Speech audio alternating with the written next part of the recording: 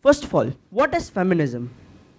Feminism is a social and political movement that advocates for the rights of women on the grounds of equality of sexes.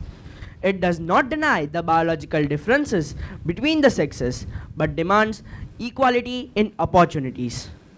It covers everything from social and political to the economic arenas. In fact, the feminist campaigns have been a crucial part in the history of women empowerment.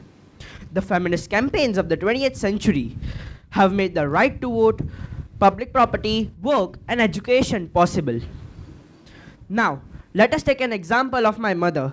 She works in a bank as a head of audits and compliances, leading a team of 2 states, which is considered as a male-dominating job. But then also she is working above the men, where in our family she is the first woman who is working. Now let us take an example from our own country, India, where in the eastern part of India, men comes to their wives' home after marriage and do the household work, while the women go out and earn.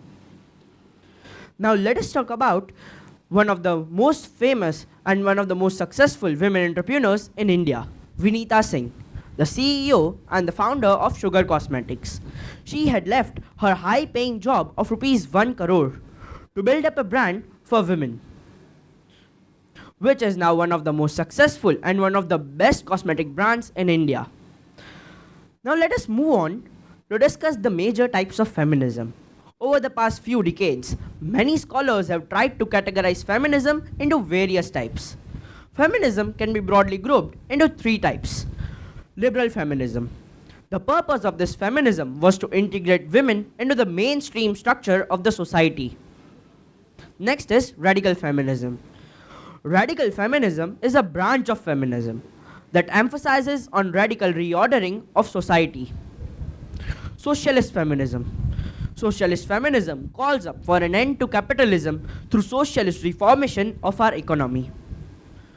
Now, do you all know about the campaign started by the women entrepreneurs in the Netherlands for becoming the CEOs in the companies? No? So let me tell you about it. A disturbing statistic shows that much of the CEOs in the Netherlands are named as, you guessed it, Peter. So, the gender equality interest groups, Women INC and Branded You, are asking women in the Netherlands to change their name to Peter on LinkedIn, highlighting the gender disparity between men and women in the high-profile roles. Shocking figures show that women only make up to 4.82% of the CEOs in the Netherlands, with gender inequality still a massive barrier. Do you all know about the history of Lijjat Papads, which you all eat at your home? Let me tell you a story about it. A story of 7 ordinary women with no background in business, no significant educational qualifications, and yet with just $2 in their capital could build a business empire worth $213 million, spread across 69 branches and employing more than 42,000 people. This was the story of women's struggle, which saw the light of the day. The brand I'm talking about is none other than Shri Mahila Gura Udyog Lijjat Papad, a papad manufacturing company, a household name in India. So what's unique about this papad company and how has it lasted for more than 62 years? And how did the 7 ordinary women manage to build a business empire out of just $2 in their capital?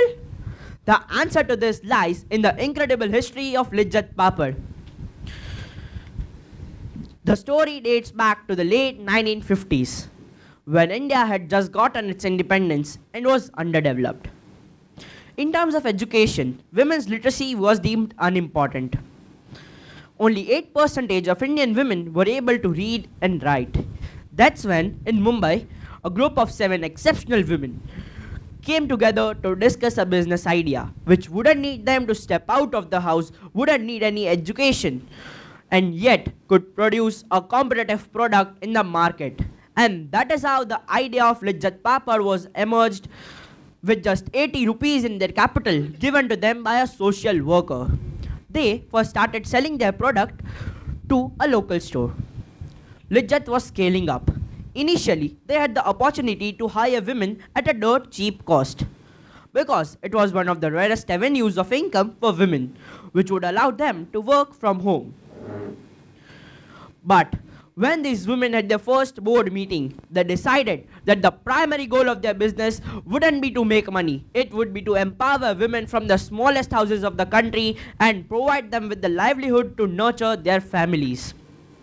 And more importantly, they also established a value that money would only be used as a fuel to scale their impact on the women of India and not be the sole purpose of their existence. So, instead of hiring women, they started to give out ownership to every woman who joined their business and started calling them Lijjat Bain or Lijjat's sister rather than employees. Their business philosophies resembles with great companies like Starbucks and Apple. So let us end today's talk with quotes. Feminism isn't about making women strong. Women are already strong. It is about changing the way the world perceives its strength. Feminism is not only about comparison between men and women. It is about protecting the rights of women. Thank you.